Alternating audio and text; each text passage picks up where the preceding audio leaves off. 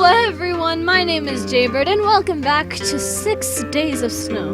Now, last time we got it, we did the thing and we did it good and we unlocked, well we have this thing locked still, but we unlocked the epilogue, so we're gonna read that today. Woohoo! Okay, oh boy, let's do it. 6 years later, oh god damn, that's a lot of time. 6 Days of Snow. 6 years later, she collected. She's not her daughter's not an object. She collected her daughter from the daycare centre at 3 o'clock after she finished having a late lunch with Maki. Over a gently steaming plate of still warm chicken gyoza and hearty, nourishing rice, she and Maki had discussed Mr. Terada's comments about their Tanka poems. Fuck. I love his music. Oh my god, it's cute. Though she was still a relative novice, Mr. Terada had been very complimentary about her poem. Apparently, her use of repetition had captured the peaks of the snowy, desolate mountains perfectly. She had blushed with pride as Mr. Terada had complimented her, her head bent. Shyly, she had tried to claim that her poem was not that good, not really. It didn't seem fair to some of the other women who had been studying under Mr. Terada for years. If she captured the silence and sadness of the mountains, it was because of her own lived experiences. The words had welled up not from vague ideas or reminiscences of blurred photographs, but from her own past. How could she be complimented so highly by Mr. Terada, no less, for indulging so in her own memories? But Maki had laughed when she protested and told her to be less humble. You should learn how to accept a compliment. They won't kill you, Maki had chortled while biting into the crisp outer shell of her gyoza. I don't know how to pronounce that. Gyoza? Gyoza? I'm sorry. Yeah, I don't know how to pronounce it. I'm sorry. I've seen the word plenty of times, I just don't know how to pronounce it. I suppose I still need to work on that, she had replied, her head bowed in suitable humility. Maki laughed. You've been attending classes here for almost half a year now. You don't need to be so polite. That's just how I was raised. You country girls are all so funny. Funny? How? You get so flustered whenever somebody says something nice to you. You're not allergic to compliments, are you? I'm just unused to it. People didn't used to be so nice to me. Well, get used to it. I think you have real talent, and you're fun too. Hey! Maki waved over a passing waiter without any restraint. Can we have some more green tea? She'd been mortified by Maki's openness and had her slunk down in her chair, her face bright red. Native-born women were so different to those from the countryside, she had reflected, while the water topped up Maki's cup. What?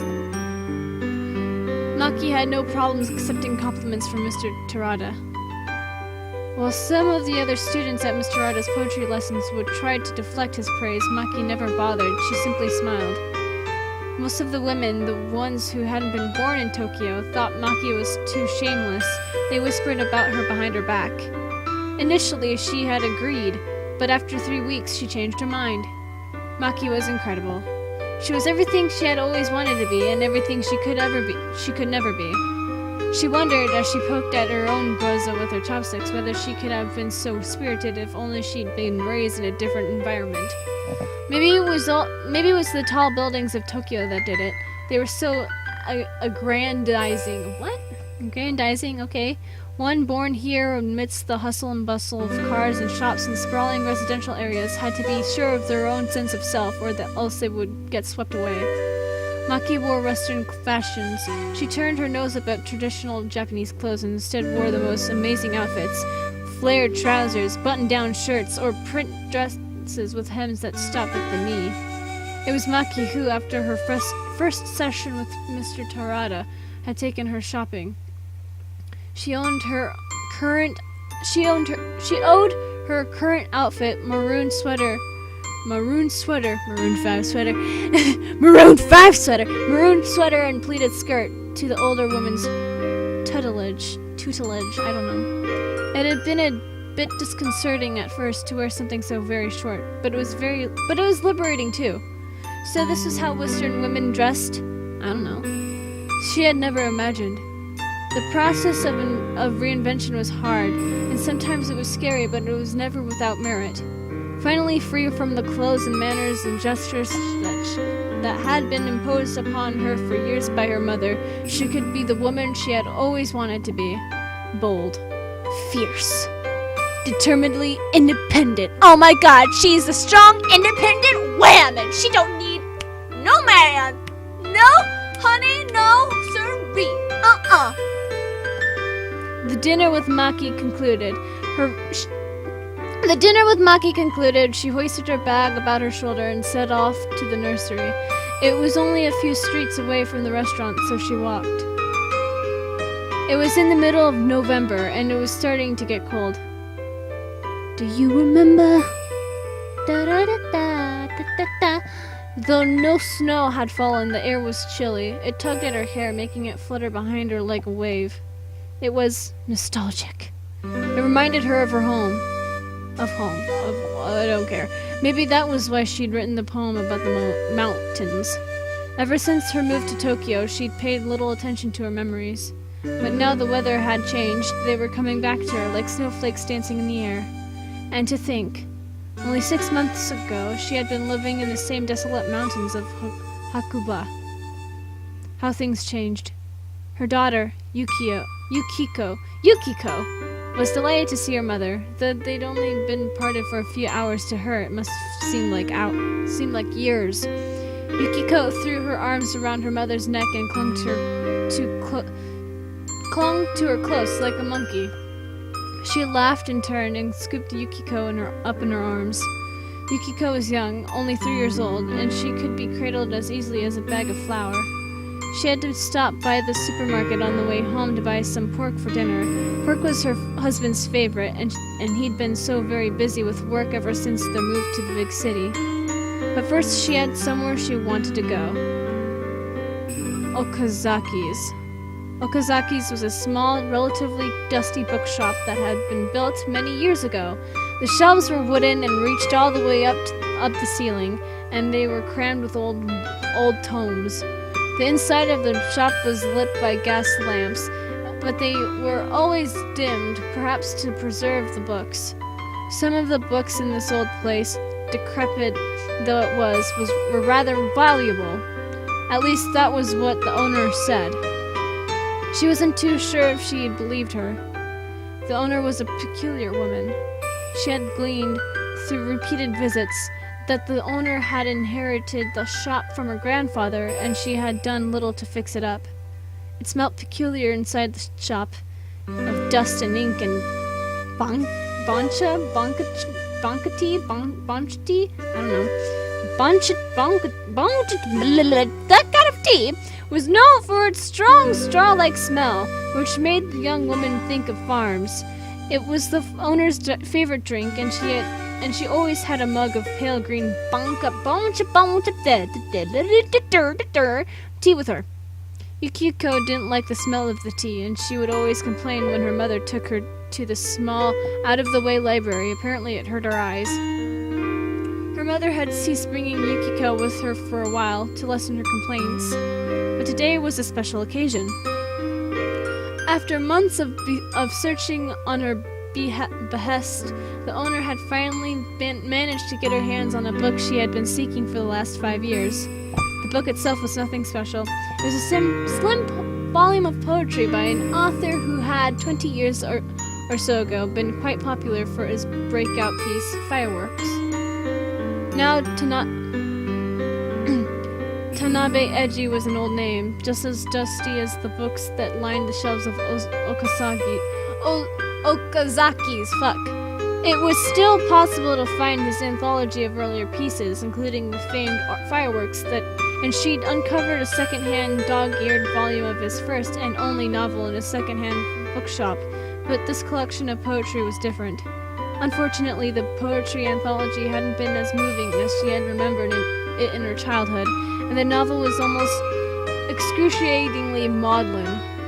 Though the novel featured a young girl apprenticed to be a geisha, the girl's mentality had belonged more to an older man than a teenager. At least she didn't remember being moved to examine her own breasts in such detail when she was 15. A little disappointed by her finds, she had vowed to move on from Tanabe Eji and his works. He was a misty figure who inhabited her past. Sleeping ghosts were best left alone. Still, despite her resolution, her curiosity continued to haunt her. There was one collection of poems of his she had not read. Few people had. It had been released in a very limited print run.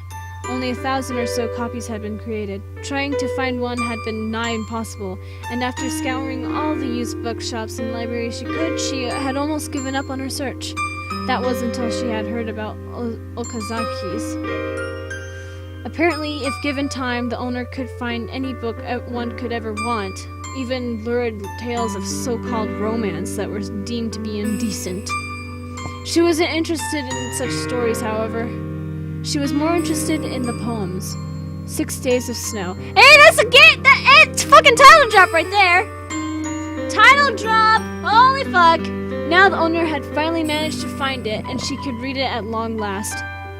The work which had been written and addressed to her. Take good care of it, said the owner, Shoko, and as she handed her the book. Finding this took me no small amount of trouble. I'm aware, she replied with a small bow of her head. Thank you very much. I don't do this for free, you know. I might be kind, but my heart isn't that deep. I know, I appreciate it. Here. She drew a few bills from her pocket and slid them over the wooden counter, which was marked with rings from the bottom of Shoko's ever-present cup of bancha tea. Shoko, as she had discovered, wasn't the sort of woman who bothered with silly things like coasters. The bookshop was so dingy and run down there was little point. This is the rest of the payment, as we agreed. Thank you, said Shoko, with a small bow of her head and a cat-like smile. It's a pleasure doing business with you. She took the book in her hands, holding it reverently, and walked to the back of the shop. There were a few chairs set for prospective buyers to flip through their future purchases, but few people used them. Maybe it was because of the smell. It was so dingy in the back of the shop, it was hard to see, but at least the smell of the bancha tea was less pervasive here. Oh, that's so cute. Oh, it's so cute. Oh, it's so cute. Do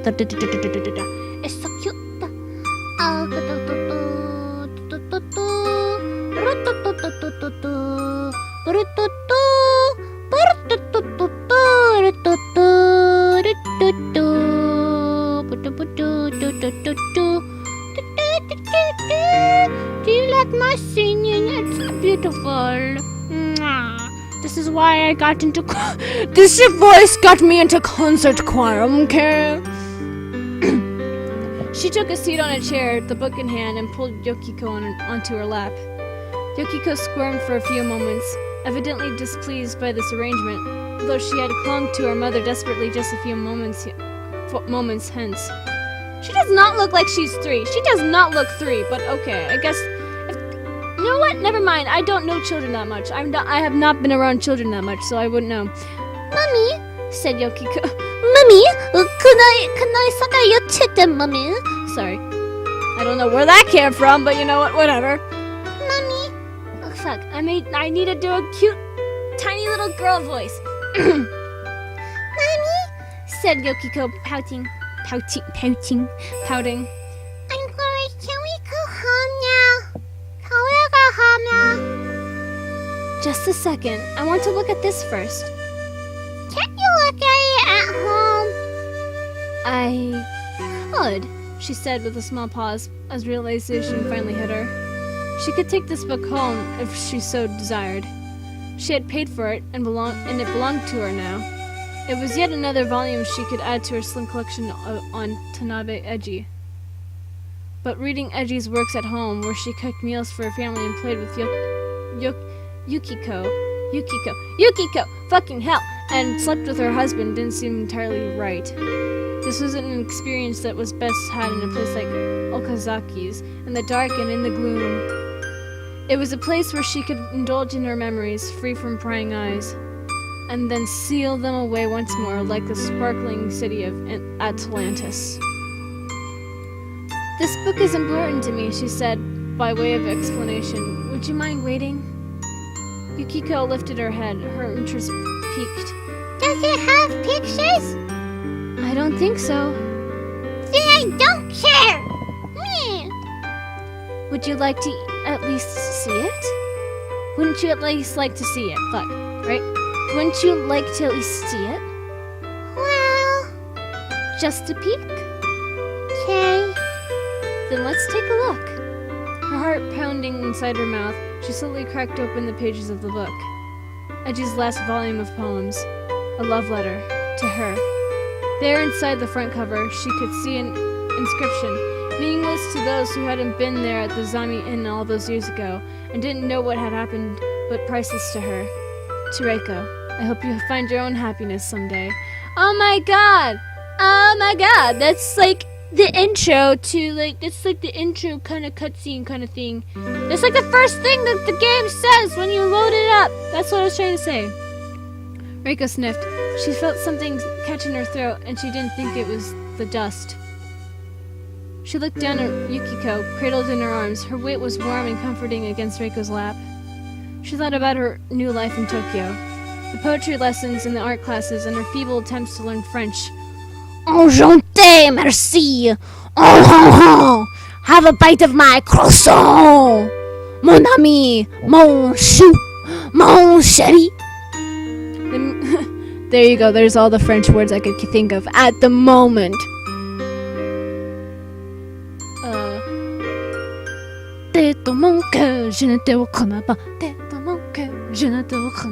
And then there's a French song that I know.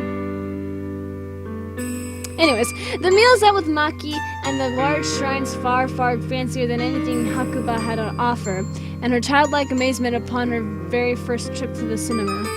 She thought about her new friends and her husband and their plans to travel the world. China, France, Italy.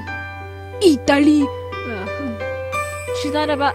Yeah, that's all the places that you go to the world. You go to China, you go to France, and then you go to Italy. Those are the only 3 places that really matter, okay? She thought about all the places she had already seen and all the places she wanted to see. She thought about the people by her side and the people she had left behind. She thought about everything that had led her to this moment, sitting in the back of Okazaki surrounded by bookshelves, her fingers poised over Tanabe Edgy's 6 days of snow. She thought it long and hard. That was the second title drop. She thought long and hard, and then... Hey, Mommy? Yukiko piped up suddenly. Aren't you going to turn the page? Oh, said Reiko, starting in surprise. I'm sorry. Were you thinking about something? I was thinking about a lot of things. Happy things? Some of them. Yukiko screwed up her face. I don't like sad things. Neither do I. And that was why Reiko had vowed she would leave the sad, lonely little girl from her past behind her. She was a new woman now, clearly. Her own person. Maybe in the end she didn't need to read a second-hand account about herself from a man she had barely known and hadn't loved, but thought she might have cared for about her own loneliness. She had moved on from then. The words on the page would never change, but she had. She had changed more than she had thought was possible. Why was she trying to find her old, lost self amongst these static pages? Time could be because then you could see how much you actually changed as a person and reflect. And maybe you could be like, oh, that's where I went wrong, you know? Like, I like looking at my old diaries sometimes and looking at how stupid I was, like, laughing at all the horrible shit I wrote in it. It's good to reminisce. Like, come on, you can't just, like, completely ignore your past, you know? Your past made you who you are today, you know? You can't just forget it. Time could be rewound as many times as you wanted within a series of poems. You just needed to keep flipping back to the beginning. But real life didn't work that way. Her life didn't work that way, and she was thankful for it. She didn't need to dig up her old memories now, like the snow that had fallen around the hot springs. And so, with this thought in mind, Mommy? Reiko closed the book. She set it to one side. She had paid a hefty sum of money for it, but now she no longer wanted it. We'll just keep it, please. She no longer needed it. Are you going to leave the book behind? Asked Yukiko. Please don't say. Don't say. Oh, you ass! You ass! Don't. I would have kept it anyways. You don't have to read it. You should just keep it anyways. You paid good money for it. Like, come on, man. Reiko, you being stupid. You being stupid. But I guess that's just me. That's just my opinion. That's right, Reiko replied. But why? Because, said Reiko, pressing a kiss against Yukiko's cheek, I already have what I want right here. Okay, well that's kind of cute. If Eiji had written these poems hoping Reiko could become happy one day, he needn't have worried. Reiko's life might not have been a fairy tale, but that didn't mean she would be unhappy forever. All snow melted if you gave it enough time. Oh. Oh, wow! We got some extras, too! Oh, wow! Maybe we should just check them out next episode? Should there be a next episode? I'm not sure. Let's check it out right now, actually. Oh! Art gallery! Okay, so, see, these are the pictures. Oh, okay.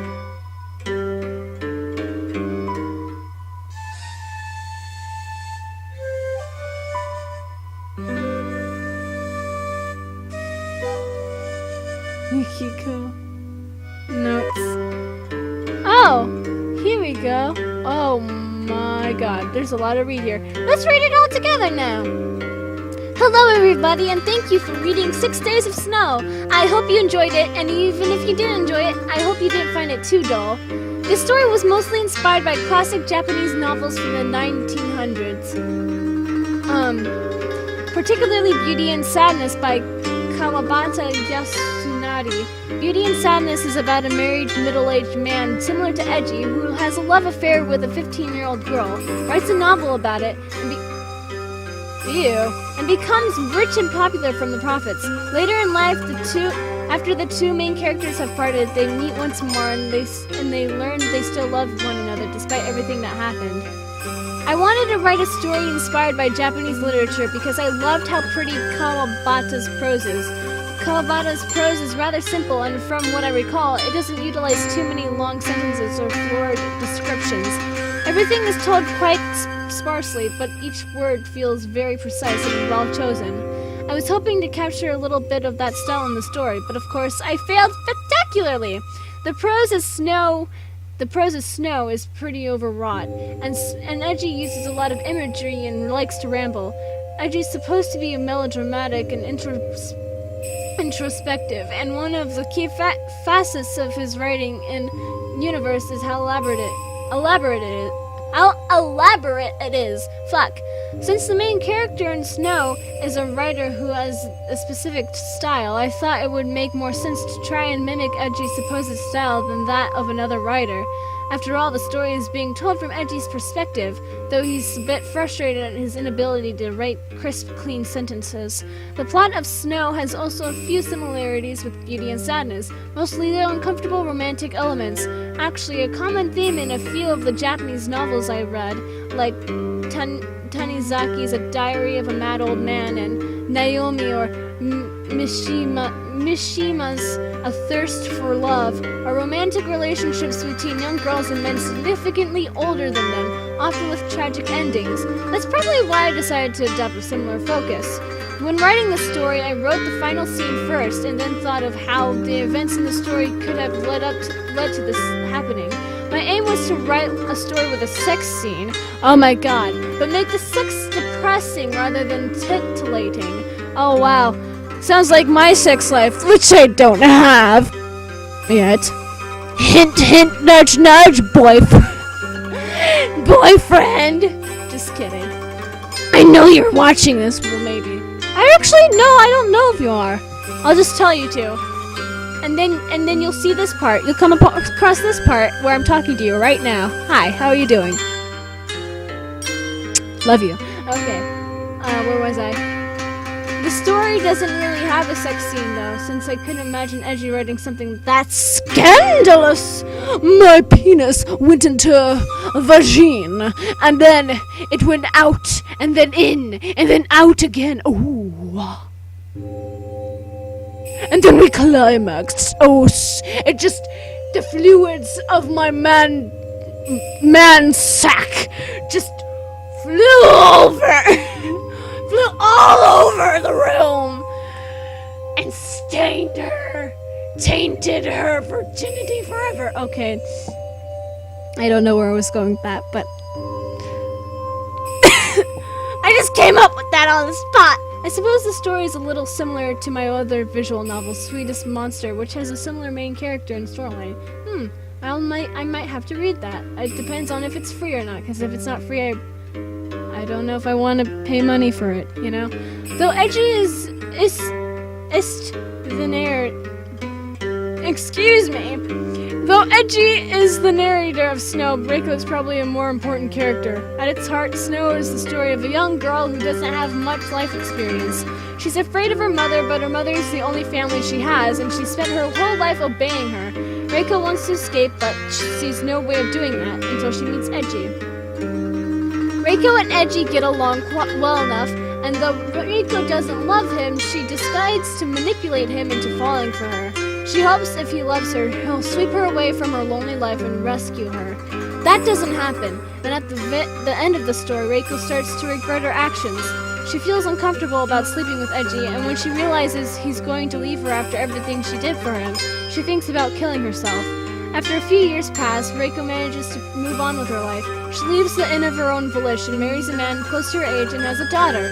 Edgy doesn't feature in her life when she grows up, and she doesn't read the collection of poems he wrote about her. In a real-life scenario, moving on from a relationship that could never work is probably healthier than pining after it, though it's not a very romantic conclusion. It seems a little unrealistic to me that a teenage girl wouldn't resent, or at least regret, sleeping with somebody many years older than her, and in most cases I imagine girls this young aren't mature enough to make such decisions. It seems inevitable, in a situation like this, one or both parties will get hurt. And so I tried to write a story with romantic elements where it's impossible for the two leads to have a happy ending because they're simply too far apart in age and experience. And Reiko doesn't truly love Edgy. She just loves the idea of him rescuing her from her loneliness. You could also argue whether Edgy actually loves Reiko and if he doesn't simply love the idea of a young girl being enamored with him. Maybe after writing this I can work on nicer stories that are less depressing, but probably not. Well then. That was 6 Days of Snow. So, with that being said, if you guys enjoyed this game and you would like to see me play a new game, you know, or whatever, maybe something else that another game that the same person who made this game made. I don't know. Maybe that Sweetest Monster visual novel they were talking about, or I think that was a visual novel. I don't know. I don't really remember. But with that being said, if you guys... I have to repeat myself all over again. If you guys enjoy this and you'd like to see more of me playing games, and not this one because this one's done, then leave a like down below, leave a comment down below, share with your friends, subscribe if you haven't, ring that notification bell, and remember, die safely. Bye-bye!